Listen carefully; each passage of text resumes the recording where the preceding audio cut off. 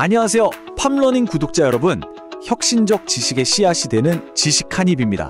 자, 오늘은 정말 SF 영화에서나 나올 법한 이야기, 바로 맛의 디지털화에 대해서 한번 제대로 파헤쳐 보겠습니다. 맛있다는 이 느낌, 이걸 어떻게 데이터로 바꿀 수 있을까요? 사실 이게 식품 산업의 오랜 숙제 같은 거였거든요. 여기서부터 한번 시작해보죠. 그렇죠. 맛이라는 게 정말 주관적이잖아요. 사람마다 다르고 또 내 컨디션에 따라서도 어제 먹은 그 맛이 오늘 똑같이 느껴지지 않기도 하고요.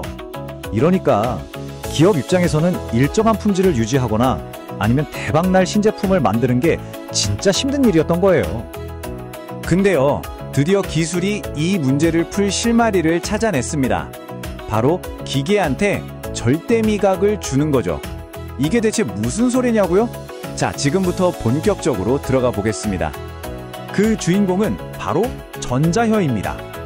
우리 혀에 맛을 느끼는 세포가 엄청 많잖아요. 그거랑 똑같아요. 전자혀도 여러 종류의 센서를 쫙 깔아놓고 액체 시료가 딱 들어오면 그 안에 있는 온갖 화학 물질에 동시에 반응하는 거죠. 말 그대로 인간의 혀를 기계로 똑같이 구현한 겁니다. 그리고 여기서 진짜 재밌는 개념이 나와요. 바로 맛 지문입니다. 사람마다 지문이 다 다르잖아요. 그것처럼 어떤 물질이든 전자혀에 닿으면 자기만의 고유한 전기 신호 패턴, 즉 맛 지문을 남기는 거예요. 이걸 분석하면 맛을 객관적인 데이터로 딱 잡아낼 수 있게 되는 거죠.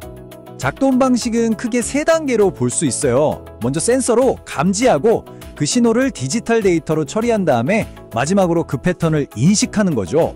어때요? 우리 뇌가 맛을 처리하는 방식이랑 되게 비슷하죠? 근데 결정적인 차이가 있어요. 마지막 인식 단계에서 인간의 뇌 대신 어마어마한 데이터베이스를 학습한 인공지능이 나선다는 겁니다. 와, 그래서 이걸 어디다 쓰냐고요? 활용 분야를 보면 정말 입이 떡 벌어집니다. 우리가 늘 마시는 맥주나 와인 맛이 항상 똑같도록 품질 관리하는 건 기본이고요. 롯데의 세로 소주 같은 신제품 개발 속도를 확 끌어올리기도 하죠. 심지어는 음식이 상했는지 감지하거나 약이 얼마나 쓴지, 그 쓴맛을 가리는 기술이 효과가 있는지까지 데이터로 평가할 수 있어요. 맛이 이제 그냥 감각이 아니라 산업의 핵심 데이터가 된 거죠. 근데 기술의 발전은 여기서 멈추지 않았습니다. 단순히 혀를 흉내내는 걸 넘어서 맛이라는 경험을 훨씬 더 근본적인 차원에서 이해하려고 하거든요. 자, 이게 바로 다음 세대 기술, 바이오 전자 혀입니다. 이건 그냥 화학 센서를 쓰는 게 아니에요. 진짜 우리 몸에 있는 것 같은, 예를 들어 맛을 느끼는 단백질 같은 생체 물질을 센서로 씁니다. 그러니까 어떻게 되겠어요? 훨씬 더 민감하고 정밀해지는 거죠. 설탕이랑 인공감미료의 미세한 차이 같은 것도 기가 막히게 구분해냅니다. 물론 우리가 풍미라고 말할 때 그게 단순히 혀로 느끼는 맛만 있는 건 아니잖아요. 코로 느끼는 향이 정말 중요하죠. 그래서 당연히 전자코 기술도 함께 발전하고 있습니다.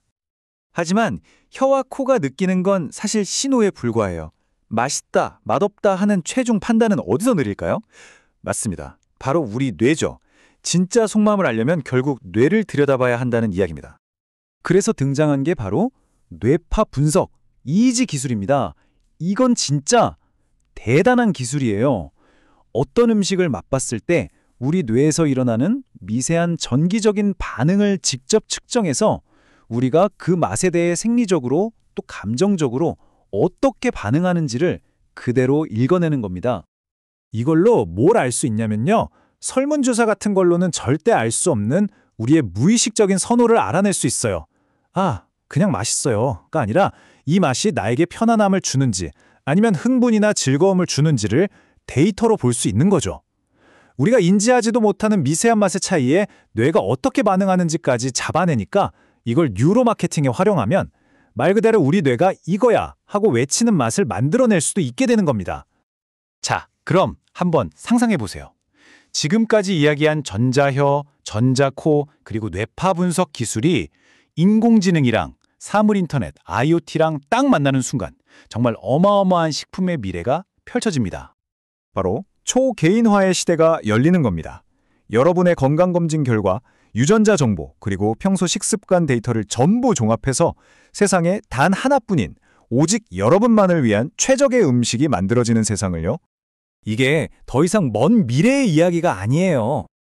인공지능이 내 몸 상태와 입맛에 딱 맞는 식단과 레시피를 추천해주고요.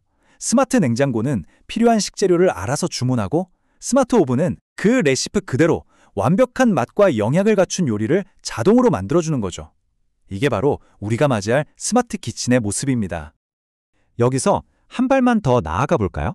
아예 음식을 먹지도 않고 맛을 느낄 수 있다면요? 혀에 전기나 열 자극을 줘서 인공적으로 맛을 만들어내는 기술, 가상미각 또는 이테이스트의 세계로 여러분을 초대합니다. 상상만 해도 신나지 않나요? 게임 속 캐릭터가 먹는 음식을 나도 똑같이 맛보고, 영화를 보면서 주인공이 마시는 와인 맛을 느끼는 거예요. 온라인 쇼핑몰에서 새로 나온 아이스크림 맛을 미리 보기 할 수도 있고요. 더 나아가서는 미각을 잃은 환자들이 다시 맛의 즐거움을 찾게 돕거나, 당뇨 환자들이 설탕 없이도 달콤함을 즐길 수 있게 해주는 등 의료 분야에서도 엄청난 변화를 가져올 수 있습니다.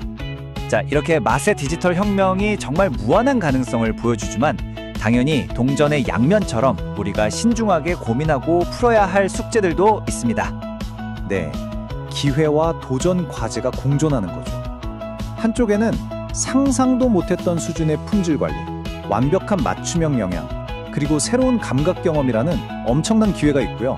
다른 한쪽에는 기술적인 문제들, 예를 들어 센서의 내구성이나 비용 문제, 그리고 더 중요하게는 우리의 뇌파나 유전자 같은 아주 민감한 개인정보를 어떻게 보호할 것인가 하는 데이터 프라이버시 문제, 또 인간의 경험을 인위적으로 조작해도 되는가 하는 윤리적인 딜레마가 있습니다. 이 사이에서 균형을 잡는 게 정말 중요하겠죠.